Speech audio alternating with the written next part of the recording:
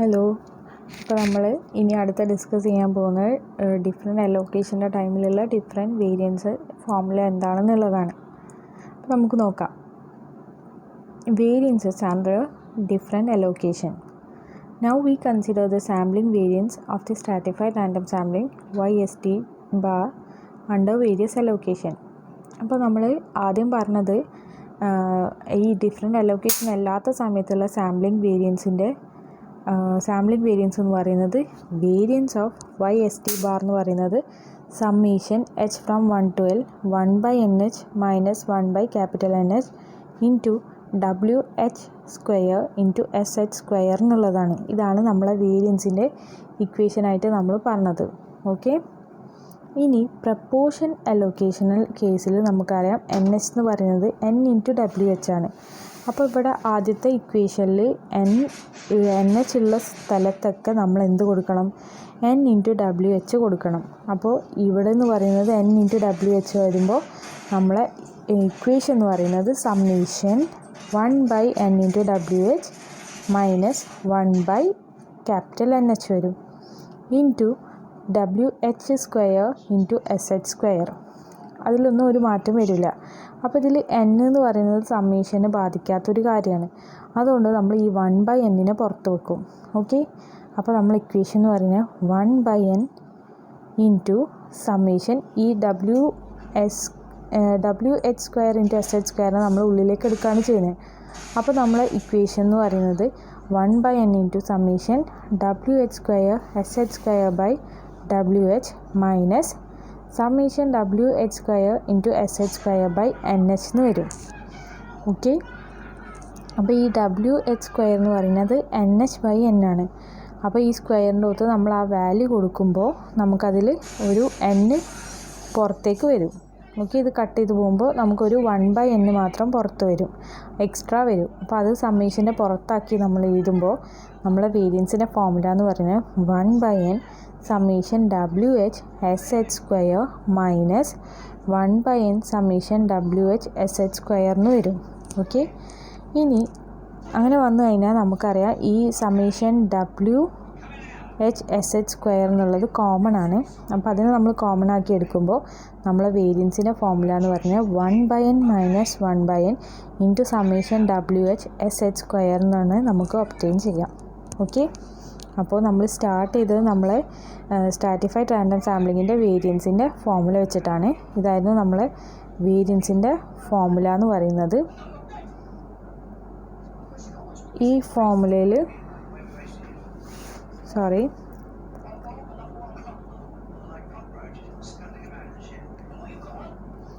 ഈ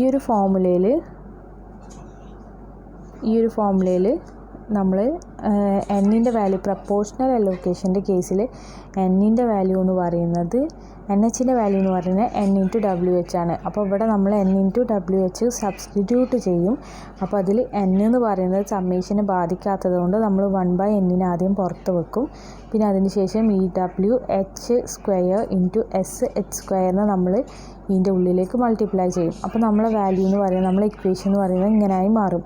അതിനുശേഷം നമ്മൾ മുകളിൽ WH സ്ക്വയർ ബൈ WH ആണ്. അപ്പോൾ അത് ക്യാൻസൽ ചെയ്ത് പോകുമ്പോൾ നമുക്ക് summation WH into SH square എന്നാണ് വരാം, രണ്ട് സൈഡിലും വരാം. അപ്പോൾ അതിൽ സമ്മേഷൻ WH SH സ്ക്വയർ എന്നുള്ളത് കോമൺ ടേമായി മാറും. ഈ രണ്ട് ടേമിലും കോമൺ ആയിട്ട് വരും. അപ്പോൾ നമുക്കതിനെ കോമൺ ആക്കി എടുക്കുകയാണെങ്കിൽ നമ്മളെ വേരിയൻസിൻ്റെ equation 1/N minus 1/N into summation WH into SH സ്ക്വയറിനാക്കി എഴുതാം. അപ്പോൾ ഇപ്പോൾ നമ്മൾ പറയുന്ന വേരിയൻസ് എന്ന് പറയുന്നത് പ്രപ്പോർഷണൽ അലോക്കേഷൻ്റെ കേസിലായതുകൊണ്ട് നമ്മൾ അതിനെ ഇങ്ങനെയാണ് ഡിനോട്ട് ചെയ്യുക. Variance of YST bar bracket എഴുതിയിട്ട് അതിൻ്റെ താഴെ നമ്മൾ പ്രപ്പോർഷൻ്റെ PROP എന്നുള്ളത് എഴുതണം. ഓക്കെ. അങ്ങനെയാണ് പ്രപ്പോർഷണൽ അലോക്കേഷൻ്റെ കേസിലുള്ള വേരിയൻസിനെ ഡിനോട്ട് ചെയ്യുന്നത്. അപ്പോൾ പ്രപ്പോർഷണൽ അലോക്കേഷൻ്റെ കേസിൽ വേരിയൻസ് എന്ന് പറയുന്നത് 1/N minus 1/N into summation WH into SH square എന്നാണ്. ഓക്കെ. ഇനി ഒപ്റ്റിമം അലോക്കേഷൻ്റെ കേസിൽ എങ്ങനെയാണ് വരാമെന്നുള്ളത് നോക്കാം. നമുക്കറിയാം ഒപ്റ്റിമം അലോക്കേഷൻ്റെ കേസിൽ നമ്മൾ NH എന്ന് പറയുന്നത് ഇതാണ്. NH = N into WH SH divided by summation WH/SH എന്നുള്ളതാണ്. അപ്പോൾ അത് നമ്മളെ ഇക്വേഷനിൽ സബ്സ്റ്റിറ്റ്യൂട്ട് ചെയ്യുമ്പോൾ ഈ ഒരു ഇക്വേഷനിൽ നമ്മൾ NH ഉള്ള സ്ഥലത്ത് അത് സബ്സ്റ്റിറ്റ്യൂട്ട് ചെയ്യുമ്പോൾ നമ്മളെ വേരിയൻസിൻ്റെ ഇക്വേഷൻ എന്ന് പറയുന്നത് ഇങ്ങനെയായി മാറും. വേരിയൻസ് അപ്പോൾ ഇവിടെ വേരിയൻസിനെ നമ്മൾ ഡിനോട്ട് ചെയ്യുമ്പോൾ വേരിയൻസ് ഓഫ് YSD ബാർ ബ്രാക്കറ്റിൽ അതിൻ്റെ അടിയിൽ ഒപ്റ്റിമത്തിൻ്റെ OPT എന്ന് നമ്മൾ കൊടുക്കണം. ഒപ്റ്റിമം അലോക്കേഷൻ ആണ് എന്നുള്ളത് മനസ്സിലാവാനാണ് OPT എന്ന് കൊടുക്കണം എന്ന് പറയുന്നത്. അപ്പോൾ അങ്ങനെ കൊടുത്തു കഴിഞ്ഞാൽ ഈ ഇക്വേഷനിൽ നമ്മൾ Nൻ്റെ വാല്യൂ കൊടുക്കുമ്പോൾ നമുക്ക് കിട്ടും summation WH/SH into summation whole സമ്മേഷനാണിത് WH²/SH² by N into WH/SH minus WH²/SH² divided by NH എന്നാണ് നമുക്ക് കിട്ടുക. ഓക്കെ, ഇനി അതിൽ ക്യാൻസൽ ചെയ്യാനുള്ളതൊക്കെ ക്യാൻസൽ ചെയ്ത് പോവുകയാണെങ്കിൽ നമ്മളെ ഇക്വേഷൻ എന്ന് പറയുന്നത് ആദ്യം നമ്മൾ 1/n പുറത്തെടുക്കണം. 1/n എന്ന് പറഞ്ഞാൽ സമ്മേഷനിൽ പെടാത്തതായതുകൊണ്ട് അതിനെ നമ്മൾ പുറത്തെടുക്കും.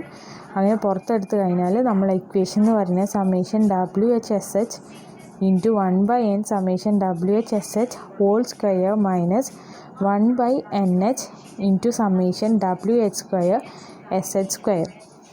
അപ്പോൾ ഇവിടെയുള്ള WH/SH എന്നുള്ളതൊക്കെ H എന്ന് പറയുന്ന സഫിക്സിലാണ് എഴുതേണ്ടത്. ഞാനിപ്പോൾ ഇതിലിങ്ങനെ ഒരേപോലെ എഴുതിയ പോലെയാണ് ഉണ്ടാവുക, പക്ഷെ അത് ശരിക്കും ഇങ്ങനെ സഫിക്സിലാണ് കേട്ടോ എഴുതേണ്ടത്. ഓക്കെ, അപ്പോൾ നമ്മളങ്ങനെ റീഅറേഞ്ച് ചെയ്ത് എഴുതുമ്പോൾ നമ്മളെ വേരിയൻസ് എന്ന് പറയുന്ന വേരിയൻസ് ഒപ്റ്റിമം അലോക്കേഷൻ്റെ കേസിലുള്ള വേരിയൻസ് എന്ന് പറയുന്നത് variance of YSD optimum is equal to summation WH/SH whole square divided by N minus summation WH/SH² by N എന്നാണ് നമുക്ക് വാല്യൂ കിട്ടുക. അപ്പോൾ നമ്മൾ ഇപ്പോൾ ഈ വീഡിയോയിൽ പറഞ്ഞത് ഒപ്റ്റിമം അലോക്കേഷൻ്റെ കേസിലും പ്രപ്പോർഷണൽ അലോക്കേഷൻ്റെ കേസിലും ഉള്ള വേരിയൻസിൻ്റെ വാല്യൂ ആണ്. നമുക്ക് ആദ്യം ഓൾറെഡി ഉള്ള ഒരു വേരിയൻസിൻ്റെ വാല്യൂ ഉണ്ട്. ആ വാല്യൂവിൽ നമ്മൾ NHൻ്റെ വാല്യൂ ഒപ്റ്റിമം കേസിലും പ്രപ്പോർഷണൽ കേസിലും ഉള്ള വാല്യൂസ് നമ്മൾ സബ്സ്റ്റിറ്റ്യൂട്ട് ചെയ്ത് കഴിഞ്ഞാൽ നമുക്ക് പ്രപ്പോർഷണൽ അലോക്കേഷൻ്റെ കേസിലും ഒപ്റ്റിമം അലോക്കേഷൻ്റെ കേസിലും ഉള്ള വേരിയൻസ് ഒപ്റ്റെയിൻ ചെയ്യും. അപ്പം അങ്ങനെ നമുക്ക് കിട്ടിയ വേരിയൻസ് ആണ് പ്രപ്പോർഷണൽ കേസിലുള്ള വേരിയൻസ് എന്ന് പറയുന്നത് 1/n minus 1/N into summation WH/SH²ഉം ഒപ്റ്റിമം അലോക്കേഷൻ്റെ കേസിൽ summation WH/SH whole square by N minus summation WH/SH² by N ആണ് കിട്ടിയത്. ഓക്കെ, ഇനി അടുത്ത നമുക്കൊരു പ്രോബ്ലം നോക്കി നോക്കാം. Suppose A population has 1000 units and is divided into 3 strata with stratum size and stratum standard deviation are as follows. അപ്പോൾ നമുക്ക് സ്റ്റാറ്റം സൈസും സ്റ്റാൻഡേർഡ് ഡീവിയേഷൻസും തന്നിക്കണം. 1000 ആണ് നമ്മളത് മൊത്തം പോപ്പുലേഷൻ എന്ന് പറയുന്നത്. ഓക്കെ, എന്നിട്ട് നമ്മളോട് പറഞ്ഞത് എന്താണ് ക്വസ്റ്റ്യനിൽ കാൽക്കുലേറ്റ് ചെയ്യാൻ പറഞ്ഞതെന്നുള്ളത് നോക്കാം. A stratified random sample of size 200 is to be taken from a population. അപ്പോൾ സാമ്പിൾ എടുക്കണം, 200 സൈസിലുള്ള സാമ്പിൾ എടുക്കാനാണ് പറഞ്ഞത്.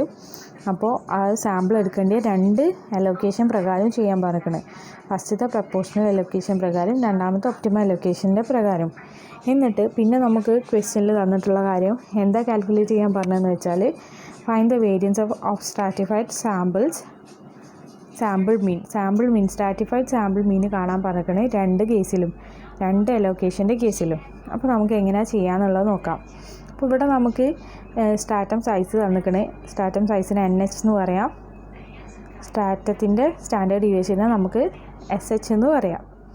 ഓക്കെ, NHഉം SHഉം ആണ് നമുക്ക് തന്നിട്ടുള്ളത്. എന്നിട്ട് നമ്മളോട് പറഞ്ഞ പ്രപ്പോർഷണൽ അലോക്കേഷനിലും പിന്നെ ഒപ്റ്റിമം അലോക്കേഷനിലുള്ള സാമ്പിൾ മീൻസൊക്കെ ഒപ്റ്റെയിൻ ചെയ്യാൻ പറഞ്ഞിരിക്കുന്നത്, സാമ്പിൾ വേരിയൻസ് ഒക്കെ ഒപ്റ്റെയിൻ ചെയ്യാൻ പറഞ്ഞിരിക്കുന്നത്. ഓക്കെ, അപ്പോൾ നമുക്കറിയാം പ്രപ്പോർഷണൽ അലോക്കേഷൻ്റെ കേസിൽ നമുക്ക് N എന്ന് പറയുന്നത് N ഇൻറ്റു WH ആണ്. ഓക്കെ, അപ്പോൾ നമുക്ക് ആദ്യം തന്നിട്ടുള്ള ഇൻഫർമേഷൻസൊക്കെ എഴുതാം. ആദ്യം നമുക്ക് തന്നിട്ടുള്ള N എന്ന് പറയുന്നത് 1000 ആണ്. Capital N is equal to 1000. പിന്നെ നമുക്ക് 3 സ്റ്റാറ്റംസ് തന്നിരിക്കുന്നത് N1, N2, N3. N1 300, N2 450, N3 250. പിന്നെ SH ആണ് തന്നെ, SH1, SH2, SH3. അതൊക്കെ നമുക്ക് തന്നിട്ടുള്ള ഇൻഫർമേഷൻസൊക്കെ നമുക്ക് എഴുതാം. ഓക്കെ, അതിനുശേഷം നമുക്ക് നമ്മളെ വേരിയൻസിൻ്റെ ഇക്വേഷൻസ് നോക്കാം. ഒപ്റ്റിമം പ്രൊപ്പോർഷണൽ അലോക്കേഷൻ്റെ കേസിൽ ഉള്ള ഇക്വേഷൻ എന്ന് പറയുന്നത് 1/n - 1/n into summation WH/SH² ആണ്. അപ്പോൾ നമുക്ക് SH² എന്താണെന്നുള്ളത് തന്നിട്ടുണ്ട്. WH കാൽക്കുലേറ്റ് ചെയ്യണം. WHൻ്റെ വാല്യൂ എന്ന് പറയുന്നത് എന്താണ്? NH/N ആണ്.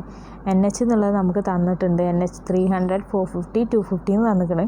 ഇനി WH കാണണം. WH കാണാൻ എന്ത് ചെയ്താൽ മതി? ഓരോ NHൽ നിന്നും നമ്മൾ 1000നെ ഡിവൈഡ് ചെയ്യാം. അപ്പോൾ നമുക്ക് WHൻ്റെ വാല്യൂ കിട്ടും. ഓക്കെ, അപ്പോൾ നമ്മൾ ആദ്യം WHൻ്റെ വാല്യൂ കണ്ടുപിടിക്കുക. ആദ്യം NH ചെയ്താൽ പിന്നെ SH ചെയ്താൽ WHൻ്റെ വാല്യൂ കാൽക്കുലേറ്റ് ചെയ്യുക.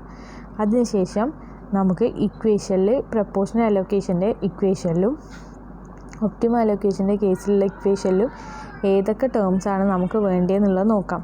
അപ്പോൾ അങ്ങനെ നോക്കുമ്പോൾ നമുക്ക് വേണ്ടി NWH, WHSH, N into WHSH divided by WHSH ഇത്രയും വാല്യൂസാണ് നമുക്ക് വേണ്ടത്. ഈ വാല്യൂസൊക്കെ നമുക്ക് തന്നിട്ടുള്ള ഈ NHും SHും പിന്നെ നമ്മൾ കാൽക്കുലേറ്റ് ചെയ്ത WHും വെച്ചിട്ട് നമുക്ക് കാൽക്കുലേറ്റ് ചെയ്യാൻ പറ്റും.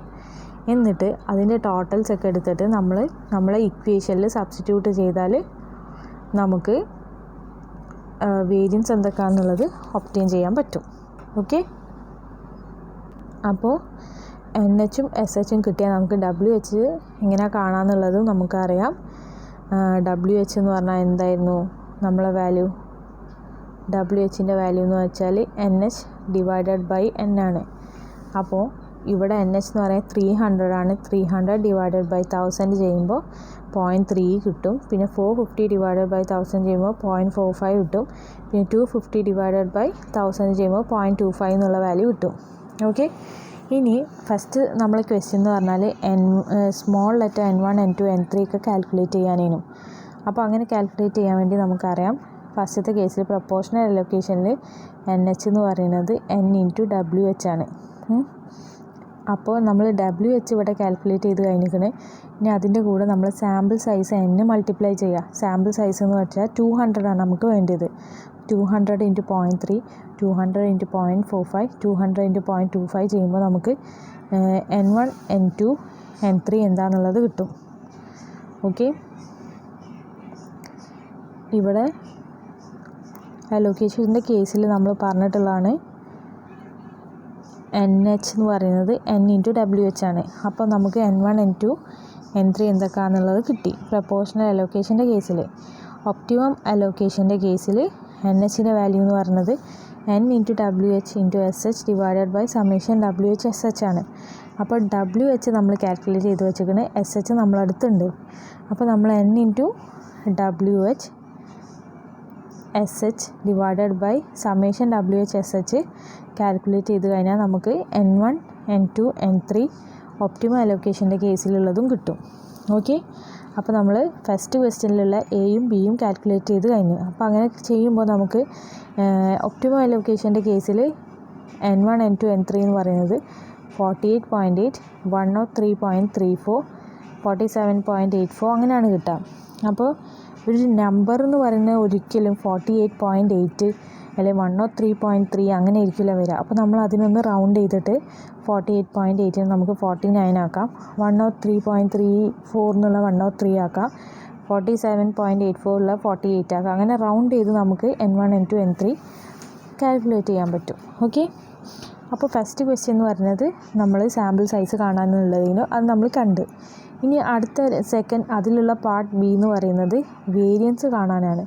അപ്പോൾ ഫസ്റ്റത്തെ കേസിൽ പ്രൊപ്പോർഷണൽ അലോക്കേഷൻ്റെ കേസിൽ വേരിയൻസ് എന്ന് പറയുന്നത് 1/n - 1/n into summation WH into SH² ആണ്. ഓക്കെ, അപ്പോൾ നമ്മൾ സമ്മേഷൻ WH ഇൻറ്റു SH² എന്താണെന്നുള്ളത് കാൽക്കുലേറ്റ് ചെയ്യണം. എന്നിട്ട് ആ വാല്യൂൻ്റെ കൂടെ നമ്മൾ 1/200 - 1/1000 ചെയ്തിട്ട് മൾട്ടിപ്ലൈ ചെയ്താൽ നമുക്ക് പ്രൊപ്പോർഷണൽ അലോക്കേഷൻ്റെ കേസിലുള്ള വേരിയൻസ് കിട്ടും. ഓക്കെ, അപ്പോൾ നമുക്ക് വേരിയൻസ് കിട്ടുന്നത് 0.4454 ആണ്. ഓക്കെ, ഇനി ഒപ്റ്റിമം അലോക്കേഷൻ്റെ കേസിലുള്ള വേരിയൻസ് കിട്ടണമെങ്കിൽ നമ്മൾ എന്ത് ചെയ്യണം? വേരിയൻസിൻ്റെ ഇക്വേഷൻ ആദ്യം എന്താണെന്നുള്ളത് എഴുതാം. വേരിയൻസിൻ്റെ ഇക്വേഷൻ എന്ന് പറയുന്നത് summation WH/SH (n) minus summation WH/SH² (n) ആണ്. അപ്പോൾ ഈ വാല്യൂസൊക്കെ നമ്മൾ ആദ്യം കാൽക്കുലേറ്റ് ചെയ്യുക. ആ വാല്യൂസൊക്കെ ഇക്വേഷനിൽ സബ്സ്റ്റിറ്റ്യൂട്ട് ചെയ്യുമ്പോൾ നമുക്ക് വേരിയൻസിൻ്റെ വാല്യൂ കിട്ടും. വേരിയൻസിൻ്റെ വാല്യൂ ആയിട്ട് നമുക്ക് കിട്ടുന്നത് 0.4345 എന്നാണ് നമുക്ക് കിട്ടുന്നത്. ഓക്കെ, അപ്പോൾ ഒരു പ്രോബ്ലം കിട്ടിയാൽ എങ്ങനെയാണ് നമ്മൾ ഒപ്റ്റിമം അലോക്കേഷൻ്റെ കേസിലും പ്രപ്പോർഷണൽ അലോക്കേഷൻ്റെ കേസിലും സാമ്പിൾ സൈസ് ഡിറ്റർമൈൻ ചെയ്യാന്നുള്ളത് ക്ലിയർ ആയിരിക്കുമെന്ന് വിചാരിക്കുന്നു. അതേപോലെ ആ 2 കേസിലും ഉള്ള വേരിയൻസ് കാണാൻ പറഞ്ഞാൽ നമ്മൾ ആ ഇക്വേഷനിൽ ജസ്റ്റ് സബ്സ്റ്റിറ്റ്യൂട്ട് ചെയ്യേണ്ട കാര്യമുള്ളൂ. ക്ലിയർ ആയിരിക്കുമെന്ന് വിചാരിക്കുന്നു. നെക്സ്റ്റ് ക്ലാസ്സിൽ നമുക്കൊരു കമ്പാരിസൺ നോക്കാം. സിമ്പിൾ റാൻഡം സാമ്പിളിങ്ങും സ്ട്രാറ്റിഫൈഡ് റാൻഡം സാമ്പിളിങ്ങും തമ്മിലുള്ള കമ്പാരിസൺ നോക്കി നോക്കാം. അപ്പോൾ ഇതുവരെയുള്ള കാര്യങ്ങൾ ക്ലിയർ ആയിരിക്കുമെന്ന് വിചാരിക്കുന്നു. Okay, thank you.